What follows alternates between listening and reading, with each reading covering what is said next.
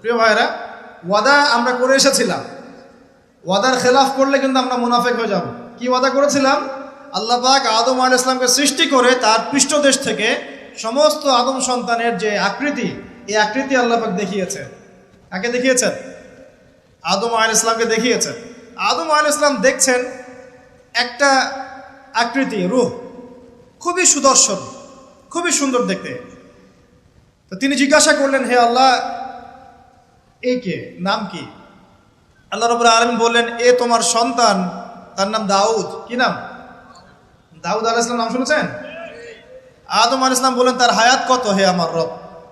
আল্লাহ পাক বললেন যে 60 বছর। কত বছর? 60 বছর। আদম আলাইহিস সালাম বললেন যে আমার হায়াত থেকে আল্লাহ তুমি তাকে আরো 40 বছর দিয়ে দাও। এরপরে দাউদ আলাইহিস সালামের বয়স হয়ে গেল 100 বছর। দেখেন তো এই সময় আল্লাহ পাক সমস্ত, আচ্ছা এখানে একটা কথা বলে দিই, এই যে দুইজনের নাম পেলেন এখানে, আদম এবং দাউদ, ঠিক আছে? এই দুইজন নবীকেই কিন্তু আল্লাহ পাক কোরআনের মধ্যে আল্লাহর খলিফা বলেছেন। এটাও একটা কোইন্সিডেন্স, এটা একটা মিল কোরআনের। একটা কথা মনে রাখবেন যে কোরআনের একটা আয়াত কিন্তু আরেকটা আয়াতকে ব্যাখ্যা করে। কোরআনের আয়াতগুলো হচ্ছে, আমি একটা উপমা দিচ্ছি, আকাশের তারার মতো অনেকটা। আকাশের তারা দেখেছেন কখনো? সময় কোথায় তারা দেখার? এখন তো ফুটবল খেলার যুগ, খেলা দেখবে নাকি ভাই? শেষ রাত্রে আমরা অ্যালার্ম দিয়ে উঠতে পারি আর্জেন্টিনার খেলা দেখার জন্য, কিন্তু অ্যালার্ম দিয়ে তাহাজ্জুদে উঠতে পারি না। তো এই যুব সমাজের নিশ্চয়ই অনেক কল্যাণ হবে। একটা অসুস্থ প্রজন্ম তৈরি করছি আমরা, অসুস্থ প্রজন্ম। খুব গভীরভাবে লক্ষ্য করবেন যে এরা বাবাকে সালাম দিতে লজ্জা পায়। কেউ সালাম দিলে ওয়ালাইকুম সালাম বলতে খুব লজ্জা লাগে, মনে হয় যে মাথা হেড হয়ে আসতেছে। বাইকের পিছনে মেয়ে নিয়ে ঘুরতে লজ্জা করেন। আর এখনকার বাইকগুলো মাশাআল্লাহ, আর আমরা তো ঢাকা শহরে থাকি, অনিচ্ছা সত্ত্বেও অনেক কিছু দেখতে হয়। এমন অনেক দৃশ্য দেখেছি আপনি বিশ্বাসই করবেন না, এটাও হচ্ছে সমাজে। গাড়ি নিয়ে যাচ্ছি, হয়তো বই পড়ছি, পড়তে পড়তে চোখটা লেগে গেলে একটু মানুষ তাকায় না দিকে দিকে, জানলা খুলে তাকিয়ে দেখছি যে গাড়ি নিয়ে যাচ্ছে, ড্রাইভার ড্রাইভ করছে, পিছনের সিট এক ছেলে বসে আছে, ওই ছেলের কোলের উপরে একটা মেয়ে বসে আছে। প্রকাশ্যে নবী সাল্লাল্লাহু আলাইহি ওয়াসাল্লাম কি বলেন না এই হাদিসটা? কিয়ামত হবে না ততদিন পর্যন্ত যতদিন পর্যন্ত মানুষ রাস্তাঘাটে জেনা না করবে। মেলে নাই হাদিস? কিয়ামতের কোন নিদর্শনের জন্য অপেক্ষা করছেন বলেন? নবীজি বলেছেন জীবনের শেষের দিকের একটা হাদিসে, হাদিসে জিবরিল, এখানে নবী সাল্লাল্লাহু আলাইহি ওয়াসাল্লাম মাত্র 2টা আলামত বলেছেন কিয়ামতে। কয়টা? এই 2টার মধ্যে একটা হচ্ছে ওয়ান তারাল হুফাতাল আওরাতাল আলাতাল ইয়াশাই ইয়াতাতাওয়ালুনা ফিল বুনিয়ান। সমাজের সবচেয়ে নিম্ন শ্রেণীর নগ্ন পায়ের, মানে জুতা কেনার টাকা ছিল না, নগ্ন গায়ের মানে কাপড় কেনার টাকা ছিল না, এই শ্রেণীর মানুষ, ধনীদের কথা বলা হচ্ছে না, এই গরিব নিঃস্ব শ্রেণীর মানুষ ইয়াতাতাওয়ালুনা ফিল বুনিয়ান, উঁচু উঁচু অট্টালিকা নির্মাণের প্রতিযোগিতা করবে। মিলেছে? মধ্যপ্রাচ্যের অনেক কান্ট্রি আছে, তাকিয়ে দেখবেন। একসময় বেদুইন ছিল, বেদুইন মরুভূমিতে থাকতো। এখন দেখবেন কনস্ট্রাকটিভ বিল্ডিংস নির্মাণের কারো 100 তলা, কারো 200, কারো 150 প্রতিযোগিতা। আমাদের ঢাকা শহরে গিয়ে দেখবেন, ঢাকার মতো বড় বড় শহরগুলো যেগুলো আছে, বাংলাদেশ হোক, অন্য কান্ট্রিগুলোর হোক, আর পশ্চিমার তো কথাই নাই, বিগত 100, 200, 300 বছরে এই কনস্ট্রাকটিভ বিল্ডিংস নির্মাণের প্রতিযোগিতা বেড়েছে বেশি, এগুলো আগে ছিল না। জীবনের শেষের দিকে নবী এই হাদিস বলে গেছে সাল্লাল্লাহু আলাইহি ওয়াসাল্লাম। একটা প্রশ্ন, কিভাবে নিঃস্ব একজন মানুষ এরকম উঁচু উঁচু বিল্ডিং নির্মাণ করতে পারে? 10 তলা, 20 তলা, 50 তলা, কিভাবে সম্ভব? আমার গবেষণা, ক্ষুদ্র গবেষণা হচ্ছে তিনটা পদ্ধতিতে হতে পারে। এক, যদি তার কাছে কোনো গুপ্তধন আসে, আল্লাহর পক্ষ থেকে কোনো ধন সম্পদ চলে আসে, যেমন ব্ল্যাক অয়েল, মানে ব্ল্যাক গোল্ড, বুঝতে পারছেন কার কথা বলছি? তেল, মাটির নিচে তেলের খনি পেয়ে গেলে আপনি তো মাশাআল্লাহ সচ্ছল এখন করতে পারবেন। সোনার খনি পেলে করতে পারবেন। 2 নাম্বার হচ্ছে সুদের মধ্য দিয়ে সম্ভব নিঃস্ব মানুষের বিল্ডিং তোলা। আর 3 নাম্বার হচ্ছে অন্যের সম্পদ জোর দখল করা, জবরদখল করা। আমার কাছে মনে হয় এই তিনটা পদ্ধতি হতে পারে, যার মধ্য দিয়ে একজন নিঃস্ব মানুষ উঁচু উঁচু বিল্ডিং নির্মাণের প্রতিযোগিতা করবে। ইয়াতাতাওয়ালুনা ফিল বুনিয়ান, নবীজি বলছেন নির্মাণ করবে এমন না, কম্পিটিশন হবে, তোমার 10 আমার 11, তোমার 11 আমার 12, তোমার 12 আমার 13। আমি সিলেট অঞ্চলে গিয়েছিলাম প্রোগ্রাম করতে গত বছর, দেখেছি মানুষ বিশাল বিশাল জায়গা জুড়ে লন্ডন আমেরিকা এই আদলে বাড়িঘর নির্মাণ করছে, আবার 1 বছর নির্মাণ করার পর পরের বছর ভেঙে নতুন করে আবার করা শুরু করছে। কত শখ, কত টাকা পয়সা মানুষ। অথচ এই ধন সম্পদের হিসাব আল্লাহর কাছে কড়াই গন্ডায় দিতে হবে না?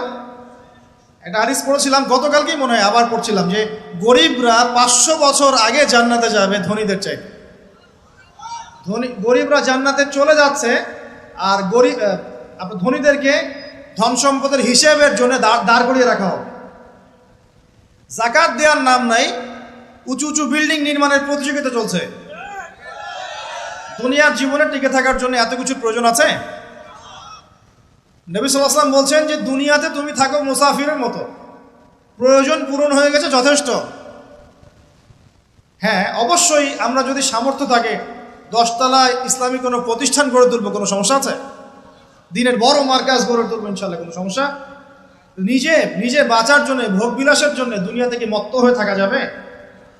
দুনিয়ার নেশা যাকে পেয়ে গেছে, আলী রাদিয়াল্লাহু আনহু বলেছেন, দুনিয়ার নেশা যাকে পেয়ে গেছে তার নেক আমল কমে গেছে। তিনি বলছেন দুনিয়া সাপের মতো, টাচ করতে মনে হবে খুব সফট, নরম। সাপ কিন্তু খুব নরম, সফট, কিন্তু এর মোহে মানুষ ঢুকে গেলে এর বিষাক্ত ছোবলে মানুষ গ্রাস হয়ে যাবে, টিকতে পারবে। পরে আমি এদিকে আসছি ইনশাআল্লাহ। নবী সাল্লাল্লাহু আলাইহি ওয়াসাল্লাম একটা হাদিসে বলেছেন, এই মহাসাগরে আপনি যদি আঙ্গুল ঢুকিয়ে দেন, যতটুকু পানি হাতে লেগে থাকবে এর নাম দুনিয়া, বাকি সমস্ত পানি হচ্ছে আখিরাত। এটাই হয়তো ওই আয়াতের ব্যাখ্যা হতে পারে, বাল তুসিরুনাল হায়াতাদ দুনিয়া ওয়াল আখিরাতু খায়রুন ওয়া আবকা। তোমরা দুনিয়ার জীবনকে প্রাধান্য দিচ্ছ, কিন্তু আখিরাত চিরস্থায়ী এবং উত্তম। একটা হাদিসে পড়েছিলাম, নবী সাল্লাল্লাহু আলাইহি ওয়াসাল্লাম যাচ্ছেন সাহাবীদেরকে নিয়ে, রাস্তায় একটা মৃত ছাগলের বাচ্চা বা ওই বকরির বাচ্চা ছিল, মৃত। নবীজি বলছেন, এই মৃত ছাগলের বাচ্চাটা তোমরা কি 1 দিরহামের বিনিময়ে কিনতে চাও? সাহাবীরা বলছেন, বিনামূল্যে দিলেও তো কেউ নিবে না ইয়া রাসূলুল্লাহ সাল্লাল্লাহু আলাইহি ওয়াসাল্লাম। নবী সাল্লাল্লাহু আলাইহি ওয়াসাল্লাম বলছেন যে আল্লাহর কাছে এই পুরো দুনিয়ার মূল্য এই মৃত ছাগলের সমানও নয়। নবীজি একটা হাদিসে বলেছেন সাল্লাল্লাহু আলাইহি ওয়াসাল্লাম, আল্লাহ পাকের কাছে যদি দুনিয়ার মূল্য একটা মাছির দানার পরিমাণ হতো, আল্লাহ পাক কোনো কাফের মুশরিককে 1 ঢোক পানি খেতে দিতেন না। তো দেখুন ভাইরা, এই আহদে আলাস্তুর কথা বলছিলাম, তখন আল্লাহ রাব্বুল আলামিন আদম সন্তানদেরকে জিজ্ঞাসা করেছিলেন যে আলাস্তু বিরব্বিকুম, আমি কি তোমাদের রব নই? কি বলেছিলেন? আলাস্তু বিরব্বিকুম, আমি কি তোমাদের রব নই? আমরা সবাই বলেছিলাম বালা, অবশ্যই আল্লাহ আপনি আমাদের রব। এটা আমরা বলে এসেছি মহাবিশ্বে। আমরা এখন যেখানে বসবাস করছি এর উপরে 7 আসমান আছে। কত আসমান? 7 আসমান মানে 7 মহাবিশ্ব আছে। এক মহাবিশ্ব থেকে আরেক মহাবিশ্বের দূরত্ব হচ্ছে 500 বছরের রাস্তা। এরকম করে 7টা আসমান আছে। তার উপরে কুরসি, ওয়াসিআ কুরসিয়ুহুস সামাওয়াতি ওয়াল আরদ। তার উপরে আছে মহাসাগর, যার গভীরতা 500 বছরের পথ। তার উপরে আছে আরশে আজিম, যে আরশ বহন করে নিয়ে আসবে মাত্র 8 জন ফেরেশতা। কতজন? আরশের উপরে আল্লাহ রাব্বুল আলামিন সমুন্নত। আল্লাহু আকবার যে আমরা বলি, আল্লাহ পাক যে কত বড়, এখন চিন্তা করেন। আপনি যদি এই পৃথিবীটা ঘুরে দেখতে পারেন, বা আল্লাহ পাকের নিদর্শনগুলো ঘুরে দেখতে পারেন, এই প্রকৃতি, এই নদী, সমুদ্র, পাহাড়, ফুল ইত্যাদি, আপনার কলব যদি জিন্দা থাকে, আপনি বুঝতে পারবেন যে আল্লাহ রাব্বুল আলামিন শুধু সবচেয়ে মহান সত্তাই নন, বরং সবচেয়ে সেরা শৈল্পিক সত্তা। এত নিপুণতা, মানে আল্লাহ পাকের গায়রত, মর্যাদা, আল্লাহ রাব্বুল আলামিনের যে রুচিবোধ এত উচ্চ মানের। আজকে সকালে গোলাপ ফুল দেখছিলাম। কি ফুল ভাই? ফুল টুল দেখেন মাঝে মাঝে? গার্লফ্রেন্ডকে দেন নাকি? ওয়াইফকে দিবেন। কাকে দিবেন? বাসায় ওয়াইফকে দিবেন। ওয়াইফকে দিবেন, দিয়ে ভালোবাসার এজহার করবেন, বলবেন আমি তোমাকে অনেক ভালোবাসি। মেয়েরা এগুলোই চায় যে আপনি তাকে প্রশংসা করেন, ভালোবাসেন, আদর মহব্বত করেন। তারা এগুলোই মনে মনে চায়। হয়তো আপনাকে তারা বলে না, কিন্তু তারা এটাই চায়। যদি আপনি করতে পারেন, ইনশাআল্লাহ তারা আপনার কন্ট্রোলে থাকবে। যদি কাঠখোট্টা হয়ে থাকেন সাংসারিক জীবনে, তাহলে দেখবেন রসকস কমে গেছে আর কি। তখন স্ত্রীও খুঁজবে আরেকটা হ্যান্ডসাম ছেলে, হ্যাঁ, ফোনে, ওই কলিগের ওখানে, ব্যাংকে, অন্য জায়গায়। এখন তো ফ্রি মিক্সিংয়ের যুগ। বাসায় স্বামী থাকবে, বাইরে একটা ছেলে প্রেম হবে। আবার দেখা যাবে আপনারও মন উঠে যাচ্ছে আপনার কাছে, তা আপনার নিজের স্ত্রীকে ভাল লাগছে না, অন্য মেয়েকে ভাল লাগছে। সাংসারিক জীবনটাকে মধুর রাখার জন্য নবী সাল্লাল্লাহু আলাইহি ওয়াসাল্লামের সুন্নতগুলো পালন করতে হয়। স্ত্রীকে হাদিয়া দিবেন, তোহফা দিবেন, ভালোবাসবেন, এবং সে আপনাকে কষ্ট দিবে এটা ধরে নেবেন। সে আপনাকে সারা জীবন কষ্ট দিবে এটা আপনি মাথায় সেট করে নেবেন। ইনস্টল দিবেন, সফটওয়্যার ইনস্টল দেই না আমরা, প্লে স্টোর থেকে অ্যাপস ইনস্টল করেন না, আপনার লাইফে একটা অ্যাপস ইনস্টল করবেন যে স্ত্রী আপনাকে কষ্ট দিবে। তখন আপনার কাজ হচ্ছে মান সামাতা নাজা, যে ব্যক্তি চুপ থাকবে সে নাজাত পাবে। আর যদি আপনি চাপ দিতে চেষ্টা করেন, তাহলে এই সম্পর্কটা ভেঙে যাবে। হাদিস বলে দেই, যেহেতু প্রসঙ্গটা এসে গেছে, যে ইবলিসের সিংহাসন হচ্ছে মহাসাগরের উপরে। কোথায়? মহাসাগর। ইবলিস দিন শেষে ওর সব চেলাচামুন্ডাকে ডেকে বলে যে তোমরা আজকে কি করছো? একজন বলে যে আমি আজকে একজনকে মদ খাওয়াই দিছি, একজনকে আমি আজকে জেনা করাই দিছি, একজনকে আমি খুন করাই দিছি। ইবলিস বলে যে আসলে কিছুই করো নাই তোমরা। একজন এসে বলে যে আমি আজকে অমুক পরিবারের মধ্যে স্বামী স্ত্রীর মাঝখানে বিচ্ছেদ ঘটাই দিছি। তখন ইবলিস তাকে কাছে ডেকে নিয়ে আসে, নিয়ে এসে মেডেল পরায় দেয়, গোল্ড মেডেল দিয়ে বলে যে হ্যাঁ তুমি একটা কাজের কাজ করছো। দেখলে ইজহার করবেন, পরিবার সুন্দর হবে ইনশাআল্লাহ। আমরা দোয়া করি আল্লাহ পাক মহব্বত বাড়িয়ে দিন। আসলে স্ত্রীর জন্য স্বামীর চেয়ে আপন কেউ হয় না, আর স্বামীর জন্যেও স্ত্রীর চেয়ে আপন কেউ হবে না। আবার স্ত্রীর অধিকার দিতে গিয়ে মাকে আবার ফেলে দিয়েন না। যার যার অধিকার তার তার জায়গায় সমানভাবে দিবেন ইনশাআল্লাহ। আপনি ইনসাফ কায়েম করবেন। মনে রাখবেন যে পুরুষ মানুষ কিন্তু বোকা। পুরুষ মানুষ কি? কারণ কি জানেন? সারা জীবন তারা স্ত্রী সন্তান পরিবার পরিজন সবার জন্য অনেক কিছু করে ঠিকই, এবং এগুলো করতে গিয়ে তারা আল্লাহর বেড়ে যায়। শেষ বয়সে সেই পুরুষ আবার একা হয়ে যায়। আল্লাহ রাব্বুল আলামিন আমাদের সবচেয়ে আপন সত্তা, বাকিরা আমাদের দুনিয়ার প্রয়োজন। এটা মাথায় রেখে চলতে হবে। আল্লাহ পাক তৌফিক দান করুন, আমিন। বলছিলাম এজহারের কথা। এই যে আকাশের তারার কথা বলেছি, স্ত্রীকে নিয়ে মাঝে মাঝে আকাশের তারা দেখবেন, এটা সুন্নত। স্ত্রীকে নিয়ে রাত্রেবেলা একটু হাঁটাহাঁটি করেন, গল্পগুজব করেন, সুন্নত। অনেক সুন্নত কিন্তু উঠে গেছে এখন। মাঝে মাঝে খেতে বসবেন, একটা প্লেটে খায়েন। বাসায় কি একটা প্লেট আছে? সব তো সেপারেট প্লেট। একটা প্লেট, বড় প্লেট, এরকম বড় প্লেট আছে বাসায়? প্লেট বুঝতে পারছেন কি না? থালা থালা। এক প্লেটে খাওয়ার অভ্যাস করেন। নবী সাল্লাল্লাহু আলাইহি ওয়াসাল্লামের একটা হাদিস এমনও আসছে, আয়েশা রাদিয়াল্লাহু আনহা সম্পৃক্ত, একসাথে গোসলও করেছেন তারা। চিন্তা করা যায় এখন? একসাথে গোসলও করেছেন। আয়েশা রাদিয়াল্লাহু আনহা বলতেন যে আমার হাতের সাথে নবী সাল্লাল্লাহু আলাইহি ওয়াসাল্লামের হাত টাচ লাগতেছিল পানি নেওয়ার সময়। আমরা কারাগারি করতেছি পানি নেওয়ার সময়, কে আগে পানি নেবে। ইসলাম এর মধ্যে সব কিছুর সমাধান নাই। যদি আমরা সত্যি জানতাম যে ইসলাম কি জিনিস, আমরা কোশ্চিন গেলেও পশ্চিমাদের কাছে হাত পাততাম না। ইসলাম এমন একটা religion, complete code of life, যেখানে প্রতিটা বিষয়ের হেদায়েত আছে। এমনকি পরিবারের এই ছোট ছোট বিষয়গুলো। স্ত্রীকে মাঝে মাঝে হাতে খাইয়ে দিবেন, সুন্নত, নেকি পাবেন। সবচেয়ে উত্তম খরচ সেটা, যেটা আপনি আপনার পরিবারের পিছনে করেন। আকাশে মাঝে মাঝে তারা এবং চাঁদ দেখবেন স্ত্রীকে নিয়ে। এইখান থেকে কথা এদিকে এসেছে। কেন তারার সাথে তুলনা করছি জানেন? তারাগুলো শুধু তারাই নয়, যারা অ্যাস্ট্রোনমি সম্পর্কে কিছু পড়াশোনা করেছে তারা জানে যে এই তারাগুলোর পজিশন এত নিখুঁত যে একটা যদি সামান্য ডানে বামে সরে যায়, একটু 19-20 হয়ে যায়, মহাবিশ্বের এই মহাবিশ্বের যে মাধ্যাকর্ষণ শক্তি, অভিকর্ষ বল, এটা কলাপস করে ভেঙে পড়ে যায়। পৃথিবী আর চাঁদের ডিস্টেন্স আছে না?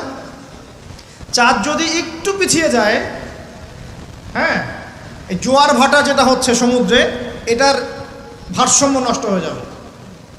সূর্য আর পৃথিবীর একটা ডিস্টেন্স আছে না? সূর্য যদি এক ইঞ্চি সামনে চলে আসে, এক হাত সামনে চলে আসে, পৃথিবীর অর্ধেকের বেশি অংশ মরুভূমি হয়ে যাবে। আর যদি সূর্য এক হাত পিছনে চলে যায়, অল্প একটু পিছনে চলে যায়, তাহলে পৃথিবীর একটা বড় অংশ বরফে ঢেকে যাবে। কোন সত্তা এত নিপুণভাবে এগুলো সৃষ্টি করেছেন? এখন নাস্তিকরা বলছে তো আল্লাহ বলে কেউ নাই। তাদের ধারণা এগুলো এত নিপুণভাবে মহাবিশ্বটা অটোমেটিকলি হয়ে গেছে, না এমনি হয়ে গেছে। মানে আবু হানিফা রাহিমাহুল্লাহর একটা ঘটনা মনে পড়লো, যে নাস্তিকদের সাথে বাহাস হবে, তো তিনি নাই, সকাল থেকে তিনি আসছেন না। তো নাস্তিকরা খুব উৎফুল্ল, জিন্দিক তারা খুব উৎফুল্ল যে আজকে বাহাসে আমরা জিতে গেছি, আবু হানিফা রাহিমাহুল্লাহ তো নাই। আচ্ছা, আবু হানিফা রাহিমাহুল্লাহর আসল নাম কি বলেন দেখি? ও ওলামায়ে কেরাম কেউ বলবেন না, আমি ইয়াং জেনারেশনের দৃষ্টি আকর্ষণ করছি। বলেন। নোমান বিন সাবিত। যাক, না বলতে পারলে ধরতাম কিন্তু। কত হিজরিতে জন্মগ্রহণ করেছেন বলেন? মায়ের দেওয়া দরকার এদেরকে ধরে। কত হিজরিতে? 80 হিজরিতে। ইন্তেকাল কত হিজরি? 150। আর্জেন্টিনার স্ট্রাইকারের নাম কি বলেন? এই তো, এই হচ্ছে অবস্থা আমাদের ভাই। ব্রাজিলের স্ট্রাইকারের নাম কি? গতকালকে বাংলাদেশের ম্যাচে কে ভালো খেলেছে? শাবাশ, আপনাদের দ্বারাই হবে ইনশাআল্লাহ। সুবহানাল্লাহ। ভাই,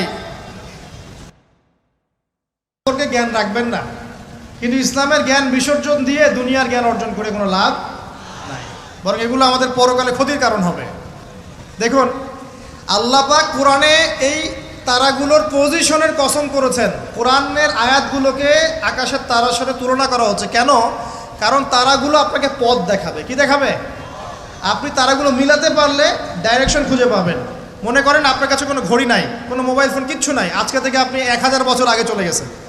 এখন সমুদ্রে আপনি যাত্রা করতেছেন, আপনি দিক চিনবেন কিভাবে? কোনটা পূর্ব, কোনটা পশ্চিম? রাতের বেলা আপনি কেমনে চিনবেন কোনটা পূর্ব, কোনটা পশ্চিম, কোনটা উত্তর, কোনটা দক্ষিণ? তারা দেখে চিনতেন। কিভাবে চিনতেন? আকাশের তারা দেখে আগেকার নাবিক যারা ছিলেন, সেইলর, তারা দিক চিনতেন। এই তারাগুলোকে দিক নির্দেশক বলা হয়। ঠিক একইভাবে কোরআনের আয়াতগুলো যদি আপনি একটার সাথে একটা হারমোনিয়াসলি মিলাতে পারেন, আপনি পথ খুঁজে পাবেন ইনশাআল্লাহ। এই জন্যই বললাম যে আকাশের তারার সাথে কোরআনের আয়াতগুলোকে মেলানো, উপমা দেয়া যায়। তো এইখানে বলতে গিয়ে এসেছিলাম যে দুইজন নবীকেই কিন্তু আল্লাহ রাব্বুল আলামিন কি বলেছেন? খলিফা। আদম আলাইহিস সালামকেও খলিফা বলেছেন, দাউদ আলাইহিস সালামকেও কি বলেছেন? খলিফা। এখন বলেন তো, খলিফা কাকে বলে? যে কাপড় সেলাই করে? আমাদের সমাজে বলে যে উনি খলিফা। খলিফা মানে দর্জি? খলিফা কে? এটা কে সবচেয়ে ভালো উত্তর দিতে পারবে? আমি না আল্লাহ? আমরা না আল্লাহ? আল্লাহ পাক কি বলছেন শুনুন। আল্লাহ পাক সূরা সদের মধ্যে বলছেন। কোন সূরা? সদ একটা সূরাই আছে। এই সূরার মধ্যে 24 থেকে 26 নম্বর আয়াত পড়ে দেখবেন। আল্লাহ পাক বলছেন, ইয়া দাউদ, হে দাউদ আলাইহিস সালাম, ইন্না জাআলনাকা খলিফাতান ফিল আরদ। হে দাউদ, আমি বা আমরা তোমাকে পৃথিবীতে খলিফা করেছি। কি করেছি? তোমার কাজ কি? তোমার কাজ হচ্ছে ফাহকুম বাইনান নাস বিল হক। তোমার কাজ হচ্ছে মানুষের মাঝে, এই যে জনসাধারণের মাঝে হকের মানদণ্ডে বিচার ফয়সালা করবে। সুবহানাল্লাহ। একজন খলিফার কাজ কি তাহলে? জনসাধারণের মাঝে হকের মানদণ্ডে, ন্যায়ের মানদণ্ডে বিচার ফয়সালা করলে সে আল্লাহর খলিফা হবে। যদি অন্যায়ের মানদণ্ডে বিচার ফয়সালা করে, সে শয়তানের খলিফা হবে।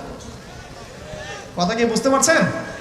এই খলিফা শব্দ আল্লাহ পাক প্রয়োগ করেছেন দাউদ আলাইহিস সালামের ক্ষেত্রেও এবং আদম আলাইহিস সালামের ক্ষেত্রেও। আদম আলাইহিস সালামকে আল্লাহ পাক কি বলছেন? ওয়া ইয ক্বালা রাব্বুকা লিল মালাইকা ইন্নী জাঈলুন ফিল আরদি, বলেন খলিফা। তাহলে আদমকেও খলিফা বললেন না আলাইহিস সালাম? তো আদম আলাইহিস সালাম পৃথিবীতে এসে কি আল্লাহর বিধান ছাড়া অন্য কারো বিধান দিয়ে বিচার ফয়সালা করেছেন কিনা? আর দাউদ আলাইহিস সালাম যখন জেরুজালেমের বাদশা ছিলেন, সেখান থেকে তিনি কি আল্লাহর বিধান ছাড়া অন্য কোনো বিধান দিয়ে ফয়সালা করেছিলেন কিনা? উত্তর দেন। আল্লাহ পাক সূরা মাইদায় উল্টা কথা বলছেন। আল্লাহ পাক বলছেন ওয়ামান লাম ইয়াহকুম বিমা আনজালাল্লাহ ফাউলাইকা হুমুল কাফিরুন। এটা 44 নম্বর আয়াত। 45-এ বলছেন ফাউলাইকা হুমুল ফাসিকুন। 47-এ গিয়ে বলছেন ফাউলাইকা হুমুজ জালিমুন। তিনটা বলছেন, বা প্রথমে কাফিরুন, তারপর জালিমুন, তারপর ফাসিকুন। তিনটা কথাই আল্লাহ বলছেন যে ব্যক্তি বা যারা আল্লাহর নাজিলকৃত বিধান দ্বারা বিচার ফয়সালা করছে না, তারা ফাসিক, তারা জালেম, তারা কাফের। কে বলেছেন? আমাদের কথা। এখানে দুটো বিষয় চলে আসবে। এক, কেউ যদি মনে করে যে আল্লাহর বিধানগুলো এই যুগে চলে না, ওই যুগে চলতো, এই যুগে চলে না, এই যুগে আমরা যা বুঝি এটাই সেরা, তাহলে নিঃসন্দেহে সে কুফরিতে লিপ্ত আছে। কোনো সন্দেহ আছে? আর কেউ যদি মনে করে যে না, আল্লাহর বিধানই চূড়ান্ত, এটাই সর্বোচ্চ, কিন্তু পরিবেশ পরিস্থিতি বিবেচনায় আমি ইমপ্লিমেন্ট করতে পারছি না, সে ব্যক্তির কথা আলাদা। কথা কি বুঝতে পারছেন? আমাদের আকীদা পরিষ্কার করতে হবে না? তাহলে এখানে আপনি খলিফার সংজ্ঞা পেলেন, খলিফার কাজ কি সেটাও পেলেন। আরও একটা কথা আল্লাহ পাক বলেছেন দাউদ আলাইহিস সালামকে, সেটা হলো ওয়ালা তাত্তাবিউল হাওয়া, তুমি তোমার প্রবৃত্তির অনুসরণ করো না। প্রবৃত্তি মানে কি? মন যা চায় তার অনুসরণ করো না। ফায়ুদিল্লাকা আন সাবিলিল্লাহ, তাহলে এই অনুসরণ তোমাকে আল্লাহর পথ থেকে বিচ্যুত করে দিবে। ইন্নাল্লাযীনা ইউদিল্লুনা আন সাবিলিল্লাহি লাহুম আযাবুন শাদীদ বিমা নাসু ইয়াউমাল হিসাব। যারা নিজের মন গড়া প্রবৃত্তির অনুসরণ করেছে, তারা আল্লাহ পাকের সরল পথ থেকে বিচ্যুত হয়ে গেছে, এবং আল্লাহ পাক তাদেরকে কঠিন শাস্তি দিবেন, কারণ তারা কিয়ামতের দিনটাকে ভুলে গেছে। প্রিয় ভাইরা, আমরা ওয়াদা করে এসেছি আল্লাহর কাছে। কি ওয়াদা করেছি? যে আল্লাহ আমাদের রব। তাহলে দুনিয়াতে আসার পর কি আমরা আল্লাহর সাথে শিরিক করতে পারবো? আল্লাহর বিধান ছাড়া অন্য কারো বিধান মানতে পারবো? আল্লাহ পাকের হালালকে হারাম করতে পারবো? আল্লাহর হারামকে হালাল করতে পারবো? নাকি আমাদের উচিত হবে আল্লাহর সমস্ত বিধানের সামনে আত্মসমর্পণ করা? কোনটা? ইসলাম মানে কি? বলবে শান্তি। ঠিক আছে, শান্তি একটা শব্দের অর্থ হয়, ইসলাম শব্দের প্রকৃত অর্থ হচ্ছে আত্মসমর্পণের মধ্য দিয়ে শান্তি অর্জন করা। আল্লাহর হুকুম আহকামের সামনে আত্মসমর্পণের মধ্য দিয়ে কি করা? শান্তি অর্জন। আত্মসমর্পণ কেমন হবে? একটা ফয়সালা আল্লাহ পাক দিলেন, এখন আমি চিন্তা করব যে এই নামাজ পড়তে আল্লাহ পাক বলেছেন, আমি চিন্তা করছি যে নামাজ কেন পড়ব, নামাজ পড়ার কি দরকার, এর বৈজ্ঞানিক উপকারিতা কি, হ্যাঁ, নামাজ পড়লে এর পিছনে দর্শন কি, এর পিছনে যুক্তি কি, এইসব তন্ত্র মন্ত্র ঘেটে যদি আপনি নামাজ পড়েন, পরিপূর্ণ আত্মসমর্পণ হয় নাই।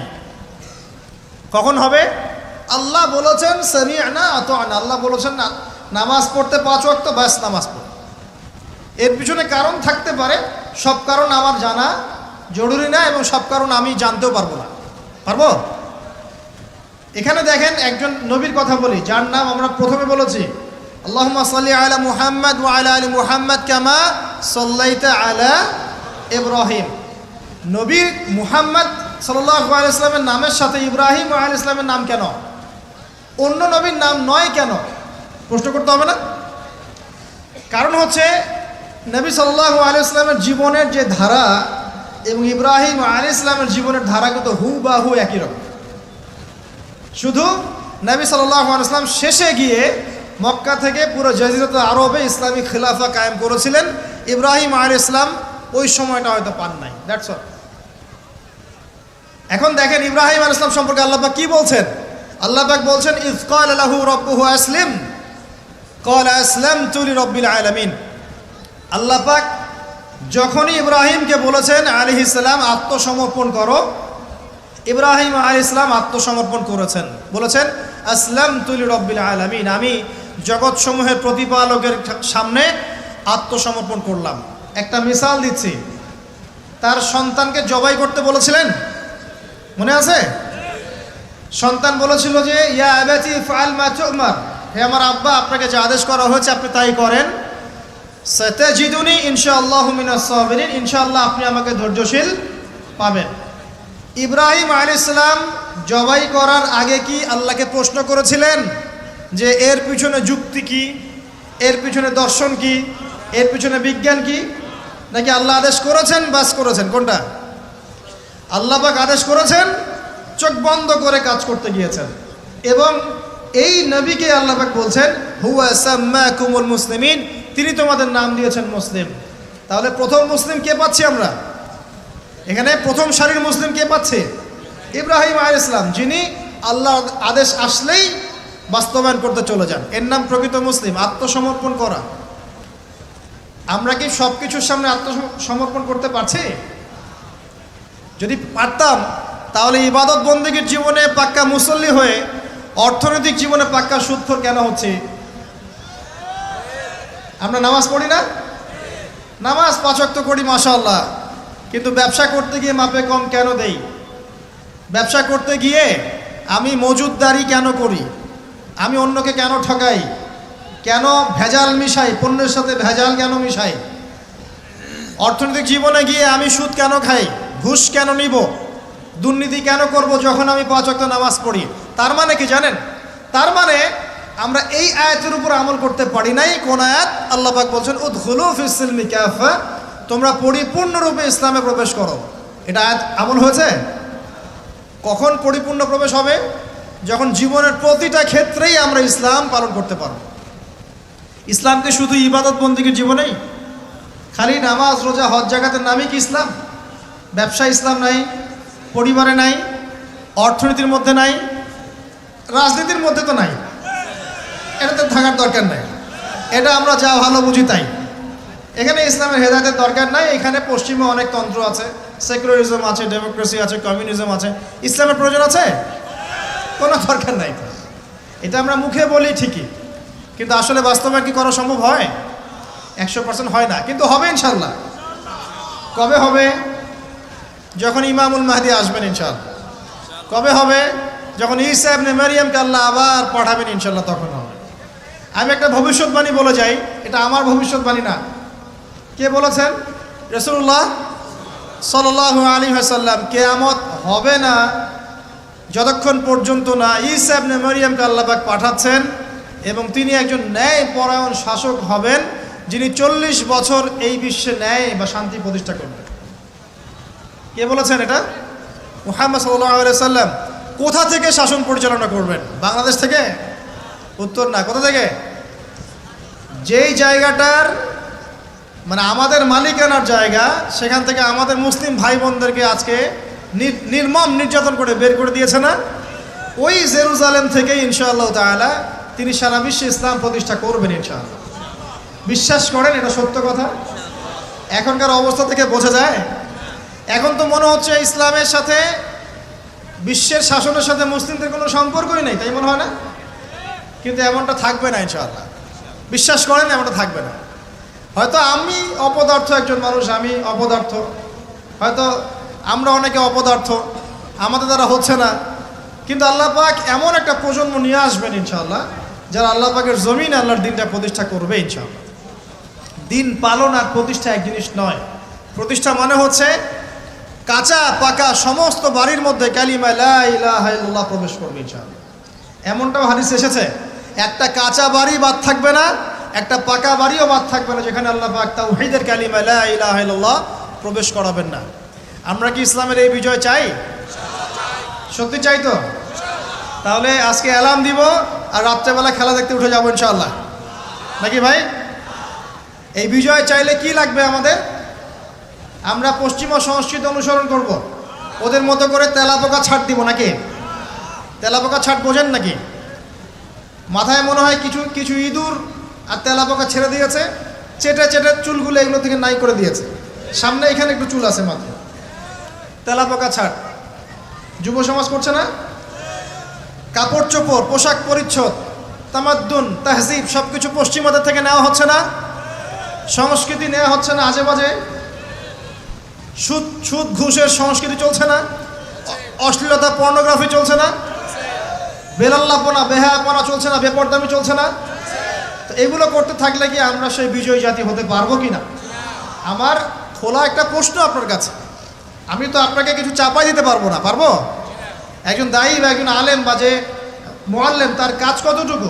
এতটুকু, এই 2 লাইন, ফাযাক্কির, তুমি উপদেশ দিবে, ইন্নামা আনতা মুযাক্কির, তুমি উপদেশ দাতা, লাস্তা আলাইহিম বিমুসাইতির, তুমি মানুষের উপরে দারোগা নও। আমরা কি দারোগা? শুধু প্রচার করা। যে ব্যক্তি রিসিভ করবে, কবুল করে নেবে, আল্লাহ তাকে দুনিয়াতেও সম্মানিত করবে ইনশাআল্লাহ, পরকালেও করবে ইনশাআল্লাহ।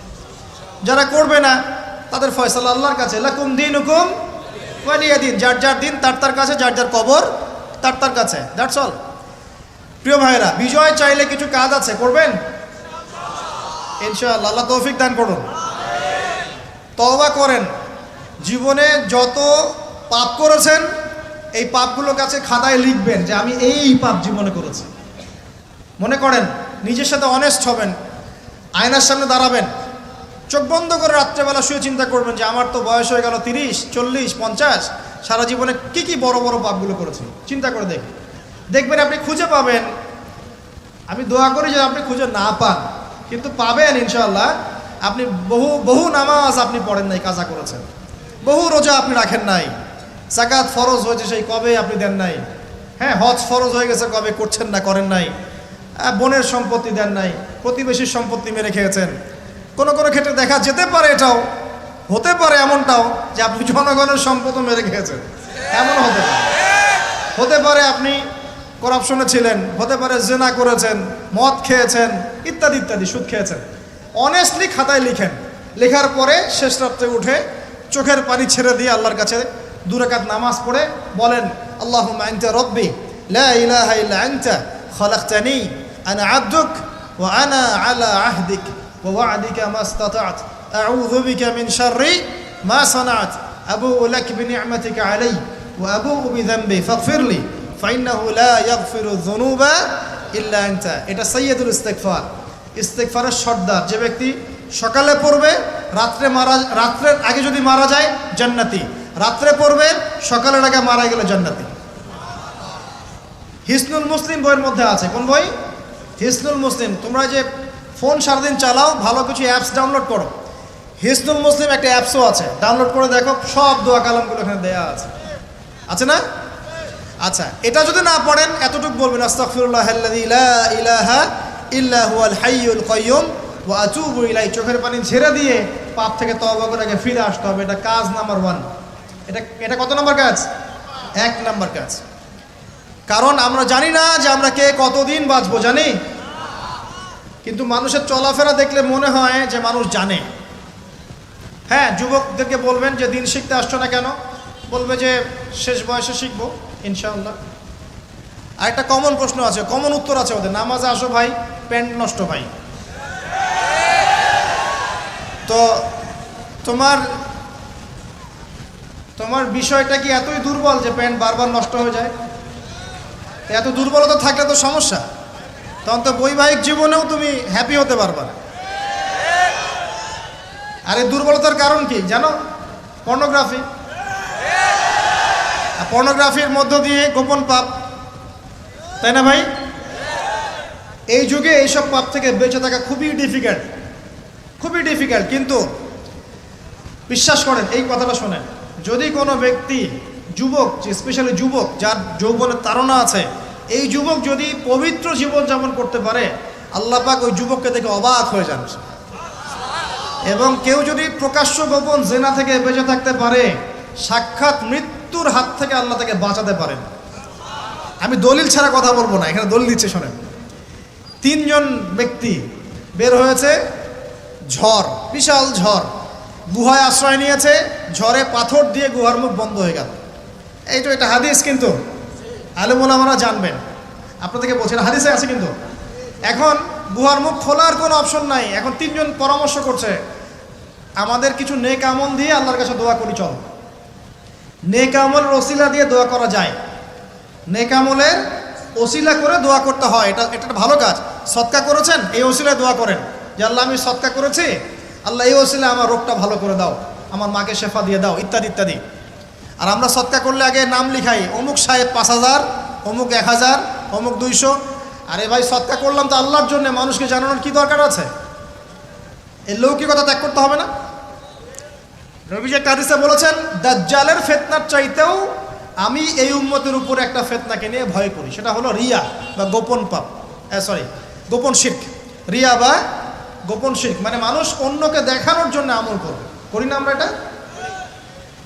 যখন মৌসুম আসবে তখন বলবে যে আমরা মুসলিমদের সাথেই আছি, আপনার রায়টা আমার পক্ষে দিয়েন, ঠিক আছে?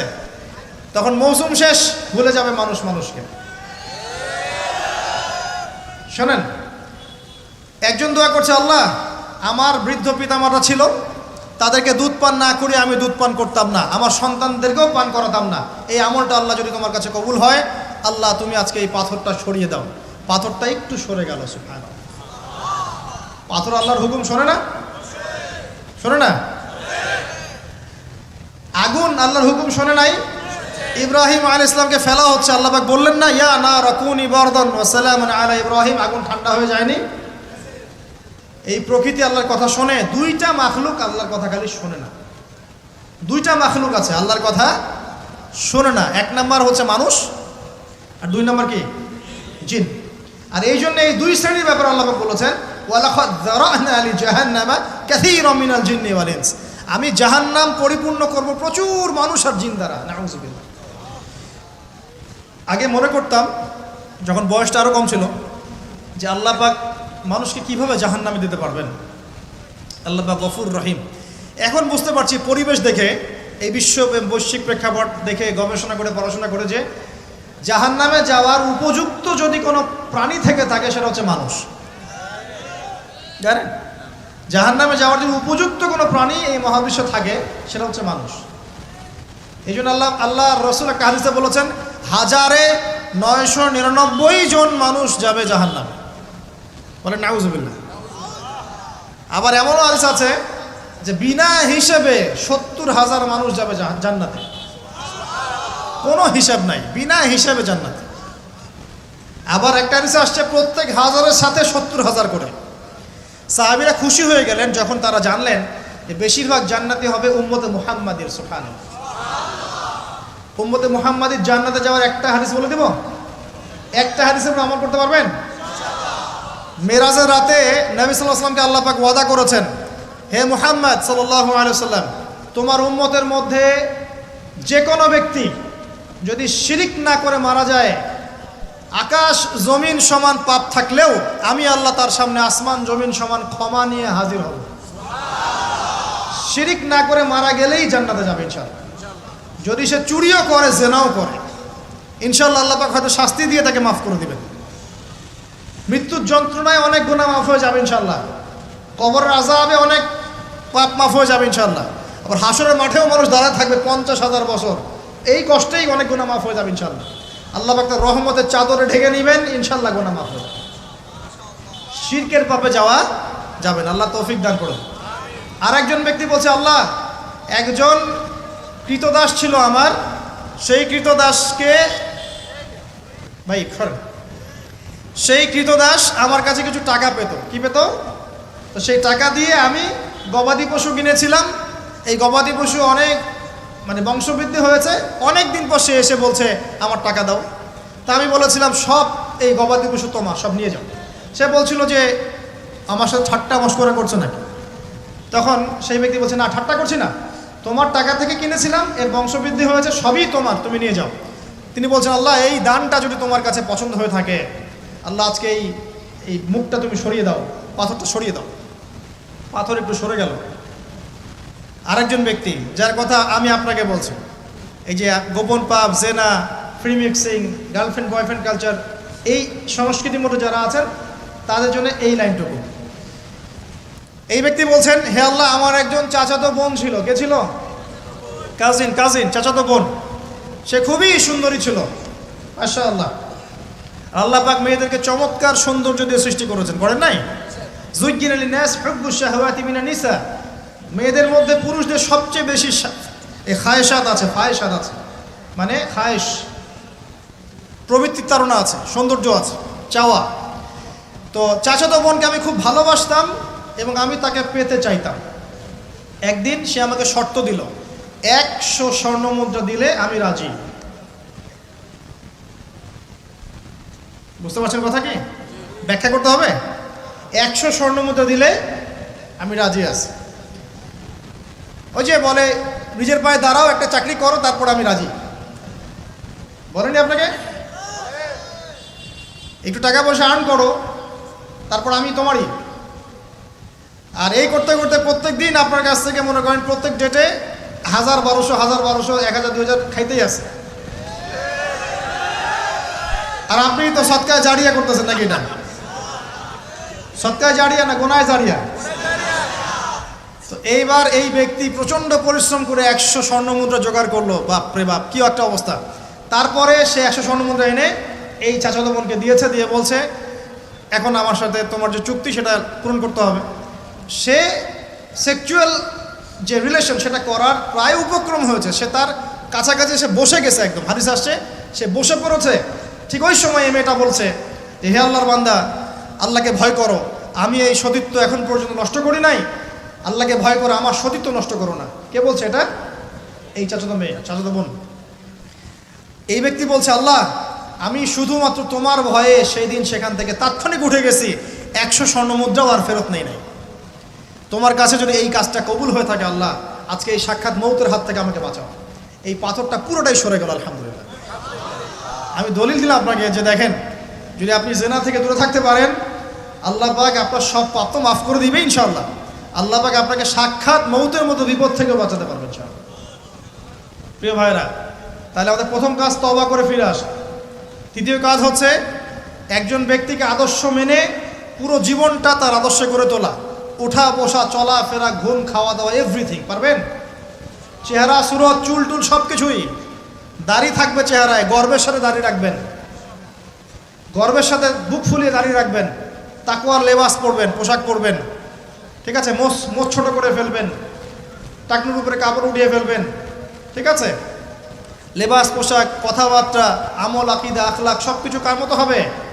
রাসূলুল্লাহ সাল্লাল্লাহু আলাইহি ওয়াসাল্লামের সুন্নত মোতাবেক। এটা আপনার 2 নম্বর কাজ। 3 নম্বর কাজ হচ্ছে পড়াশোনা করা। কি করা? দ্বীনি ইলম অর্জন করা। আগে সহজ বইগুলো পড়বেন, তারপর আস্তে আস্তে কঠিন বইয়ের দিকে যাবেন। এবং পড়াশোনার সময় ওলামায়ে কেরামের সাথে সম্পর্ক রাখবেন। একা একা পণ্ডিত হতে যাবেন না, তাহলে সমস্যা আছে। একা পণ্ডিত অনেক মানুষ এখন বলে যে আলেম ওলামাদের সাথে সম্পর্ক রাখার দরকার নাই, বইপত্র নিজে পড়বা, বুখারী, মুসলিম, তিরমিজি, নাসাই, আবু দাউদ, মিশকাত সব নিজে পড়ে নিজেই ইজতিহাদ করে মুস্তাহিদ হয়ে যাবে। এরকমও ফিতনা কিন্তু চলছে সমাজে। এগুলো ভয়ঙ্কর ফিতনা।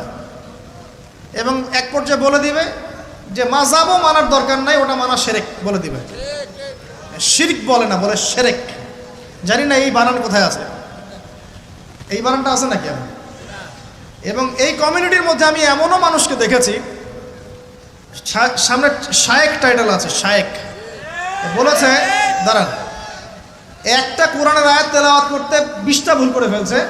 আবার স্টেজে উঠে বড় বড় মুফতি যারা, হানাফি ফিকহের বড় বড় মুফতি যারা, তাদেরকে চ্যালেঞ্জ করছে যে বাহাসে আসো, আমি বুকের বাড়া থাকলে আমার সামনে বাহাসে আসো। আমি বলি যে 2টা বছর মক্তবে পড়া উচিত। আগে 2 বছর আগে মক্তবে পড়ে কোরআন তেলাওয়াত শুদ্ধ করে আসা দরকার। বিশ্বাস করেন যে কোরআন তেলাওয়াতের এমন অনেক অনেক সূক্ষ্ম জায়গা আছে, ভুল হলে আপনার অর্থ চেঞ্জ হয়ে যাবে। এই যে আলহামদুলিল্লাহ বলছেন না, আলহামদুলিল্লাহি রাব্বিল আলামিন, আলহামদুর হায়ের মাখরাজ কোথায়? এইটা গলার মাঝখানে না? আর যদি আপনি বলেন আলহামদুলিল্লাহ, আলহামদুলিল্লাহি রাব্বিল আলামিন, অর্থ পরিবর্তন হয়। আলহামদু, আলহামদু অর্থ হচ্ছে সমস্ত প্রশংসা লিল্লাহি, আল্লাহর জন্যে, রব্বিল আলামিন, যে জগৎসমূহের যিনি প্রতিপালক। সমস্ত প্রশংসা বিশ্বজাহানের প্রতিপালক আল্লাহর জন্য, আলহামদুলিল্লাহি রাব্বিল আলামিন, স্পষ্ট করে পড়ুন। আর আপনি পড়ছেন আলহামদুলিল্লাহি রাব্বিল আলামিন, সমস্ত নিন্দা বিশ্বজাহানের প্রতিপালক আল্লাহর জন্য। একটা হায়ের কারণে চেঞ্জ হয়ে গেছে। পড়ছেন মনে করেন যে কুল ইয়া আইয়ুহাল কাফিরুন, হে কাফেররা, লা আ'বুদু মা তা'বুদুন, লা আ'বুদু মা তা'বুদুন। লা মানে না, এখানে আ'বুদু আমি ইবাদত করি, মা জার, তা'বুদুন তোমরা ইবাদত করো। বুঝতে পারছেন কি? Basic Arabic grammar. আমি তার ইবাদত করি না, যার ইবাদত তোমরা করো, কাফেরদেরকে বলছি আমরা। কিন্তু যদি আপনি এভাবে পড়েন, কুল ইয়া আইয়ুহাল কাফিরুন লা আ'বুদু মা তা'বুদুন, অর্থ কি হবে জানেন? হে কাফেররা, আমি লা আ'বুদু, আমি অবশ্যই তার ইবাদত করি যার ইবাদত তোমরা করো। কোরআন তেলাওয়াত কি এত সহজ? আলেম ওলামা ছাড়া, ওস্তাদ ছাড়া এমনি এমনি শিখতে পারবে? কোরআন তেলাওয়াতও করতে পারছে না, স্টেজে উঠে মানুষকে চ্যালেঞ্জ করছে, অমুক মুফতি, সব মুফতিকে ডাকো আমার সামনে বসাও, বুকের বাড়া থাকলে আমার সামনে বসাও। আর সামনে কিছু মানুষ বসে আবার সুবহানাল্লাহ করতেছে, ঠিকও বলতেছে। মানে কোন কমিউনিটি আর কোন শায়েখ তাহলে বুঝে ফেলান। আবার এমনও আছে শায়েখ মাশাআল্লাহ, খালি মুখ দিয়ে যদি বলেন যে আমরা আল্লাহর জমিনে আল্লাহর দ্বীনের প্রচার প্রসার প্রতিষ্ঠা চাই, ইসলাম প্রতিষ্ঠা লাভ করেছে দাওয়াতের মধ্য দিয়ে এবং জিহাদ ফি সাবিলিল্লাহর মধ্য দিয়ে, এই জিহাদ শব্দ উচ্চারণ করলেই আপনাকে খারেজি ট্যাগ লাগাই দিয়ে দিবে। জিহাদ মানে যে নিরপরাধ মানুষকে হত্যা করা নয়, এই ব্যাখ্যা আমরা জানি না, এই ব্যাখ্যা মুসলিমরা বোঝে না। কোরআন এবং হাদিসে কোনো জায়গায় আছে নিরপরাধ মানুষকে হত্যা করতে হবে?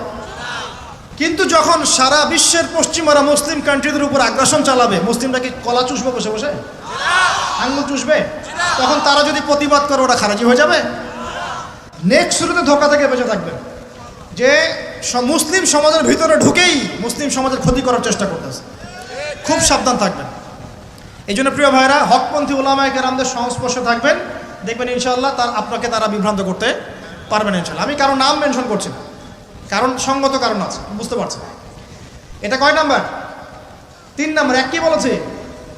তওবা করে ফিরে আসতে হবে দিনের বিজয় চাইলে। 2 নাম্বার কি? আমল বাড়াবেন, নবী সাল্লাল্লাহু আলাইহি ওয়াসাল্লামের সুন্নত ফলো করবেন। 3 নাম্বার পড়াশোনা করবেন, আলেম ওলামার সাথে সম্পর্ক রাখবেন। আর 2-3টা বলছি জাস্ট। 4 নাম্বার হচ্ছে পরিবারের আদর্শ হবে জান্নাতি পরিবার। সারা দুনিয়া গারত হয়ে যায়, যাক আপনার পরিবারটা ঠিক থাকতে হবে। পারবেন? পরিবারের কর্তা হবে ইব্রাহিমের মতো আলাইহিস সালাম, পরিবারের ছেলেগুলো হবে সব ইসমাইলের মতো আলাইহিস সালাম, পরিবারের মায়েরা এবং বোনেরা হতে হবে হাজারা এবং সারা আলাইহিস সালামের মতো। পারবেন ইনশাআল্লাহ? আল্লাহ কবুল করুন। আমাদের বাচ্চা কাচ্চাদেরকে মানুষ করে যাবেন, ছোটবেলা থেকে ওদের মধ্যে ইসলামের বীজ ঢুকিয়ে দিবেন। আমি বলছি না তারা ডক্টর হবে না, ইঞ্জিনিয়ার হবে না, এগুলো আমি বলছি না, অ্যাটলিস্ট আমি এগুলো বলবো না। তারা অবশ্যই বড় বড় পোস্টে যাবে, পলিটিশিয়ান হবে, ইকোনমিস্ট হবে, ডক্টর ইঞ্জিনিয়ার সব হবে, কিন্তু ভিত্তিটা দিতে হবে কিসের? কোরআন সুন্নাহর। দেখবেন ইনশাআল্লাহ তারা বড় হয়ে ওদের দ্বারা দেশ এবং জাতির খেদমত হবে ইনশাআল্লাহ। আর 2টো বলে শেষ করে দিই। এক হচ্ছে রিজিক হালাল হতে হবে। কি হতে হবে? হারাম রিজিকে যাবেন না, ভুল করে ওয়াদা করেন। কোনোদিনও হারাম রিজিকে যাবেন না, আল্লাহ পাক তৌফিক দান করুন। আর সবশেষ কথা হচ্ছে সৎ কাজের আদেশ এবং অসৎ কাজের নিষেধ সবাইকে করতে হবে, শুধুমাত্র আলেম ওলামার একার দায়িত্ব না, এটা সবাইকে দায়িত্ব পালন করতে হবে ইনশাআল্লাহ। যার যার ক্ষেত্র থেকে করবেন। বাল্লিগু আন্নি ওয়ালাউ আয়া, একটা আয়াত জানলেও প্রচার করবেন ইনশাআল্লাহ। আল্লাহ পাকের দিনটা প্রচার হবে ইনশাআল্লাহ, প্রতিষ্ঠা লাভ করব। তখন আমরা মুসলিম হব, মুমিন হব, মুনাফিক হব না। যে ব্যক্তি কথা বললেই মিথ্যা বলে, ওয়াদা করলে কি করে? খেলাফ করে। আর আমানত রাখা হলে কি করে? খেয়ানত করে। এবং যখন উত্তেজিত হয়ে যায় তখন উচ্চস্বরে গালিগালাজ করে। আল্লাহ পাক আমাদের সবাইকে মুনাফিকের এই 4 খাসলত থেকে বাঁচিয়ে রাখুন। আল্লাহ পাকের জমিনে তার দিনের প্রচার প্রসার করার তৌফিক দান করুন। আমাদের পরিবারের মূল্যবোধ ঠিক করে দিন। আমাদের সবাইকে হকপন্থী আলেম ওলামার সাথে সম্পর্ক রাখার তৌফিক দান করুন এবং জ্ঞান অর্জন করে তওবা করে ফিরে আসার তৌফিক দান করুন। আজীবন ইসলাম শক্ত করে আঁকড়ে ধরা তৌফিক দান করুন, আমিন। আজকের মতো এখানে শেষ করছি প্রিয় ভাইরা। সুবহানাকা আল্লাহুম্মা ওয়া বিহামদিকা আশহাদু আল্লা ইলাহা ইল্লা আনতা আস্তাগফিরুকা ওয়া আতুবু